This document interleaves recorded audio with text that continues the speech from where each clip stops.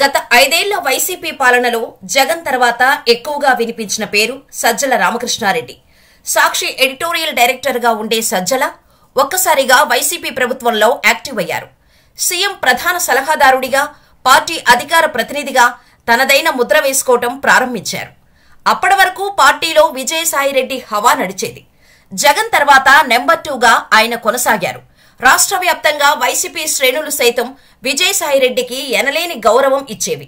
కానీ సజ్జల రామకృష్ణారెడ్డి ఎంటర్ అయ్యాక పూర్తిగా సీన్ మారింది. పార్టీలోనూ ప్రభుత్వంలోనూ తన పాత్ర పరిధిని పెంచుకుంటూ ముందుకు సాగారు సజ్జల. సకల శాఖ మంత్రిగా వ్యవహరించారు. ఏ శాఖపై అయినా సమీక్షించే హక్కును సొంతం చేసుకున్నారు సజ్జల. చివరకు ఉపాధ్యాయ సంఘాల ప్రతినిధులతో చర్చలు జరపాలన్నా, అంగన్వాడీ సంఘాలతో భేటీలు జరపాలన్నా అంతా సజ్జల రామకృష్ణారెడ్డి కనుసన్నుల్లో జరిగేవి. కొన్నిసార్లు సంబంధిత శాఖ మంత్రి లేకపోయినా సజ్జల సమీక్షించిన పరిస్థితులు కూడా ఉన్నాయి. అంతలా ఉండేది ఆయన ప్రాధాన్యం.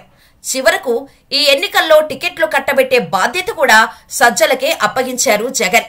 ఎంపీ పెద్దిరెడ్డి మిథున్ రెడ్డితో కలిసి వైసీపీ టికెట్లు కేటాయింపు కోసం ఏకంగా ఇంటర్వ్యూలు జరపాలంటే పరిస్థితి అర్థం చేసుకోవచ్చు.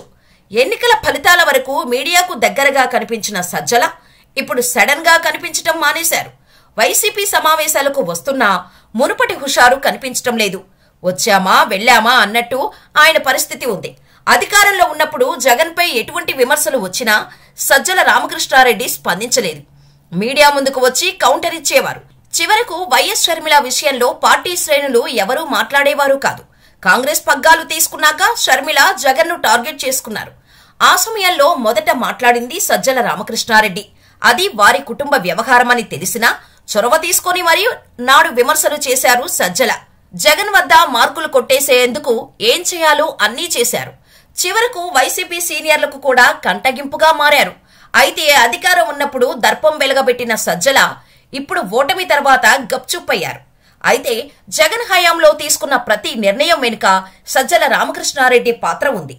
ఇప్పుడు కూటమి ప్రభుత్వం జగన్ హయాంలో జరిగిన కార్యకలాపాలపై సమీక్షిస్తోంది. దీంతో సజ్జలతో పాటు ఆయన కుమారుడు భార్గవరెడ్డిపై దృష్టి పెట్టింది. తాను సకల శాఖ మంత్రిగా ఉండటమే కాకుండా వైసీపీ కీలకంగా భావించి సోషల్ మీడియా విభాగాన్ని భార్గవరెడ్డి హ్యాండిల్ చేశారు. సోషల్ మీడియా విభాగానికి అడ్డగోలుగా ప్రభుత్వ ధనాన్ని ముట్టచెప్పినట్టు ఆరోపణలు ఉన్నాయి. ఇవన్నీ బయటకు తీసే పనిలో కూటమి ప్రభుత్వం ఉంది. ఈ నేపథ్యంలో తండ్రి కొడుకులు అలర్ట్ అయ్యారు.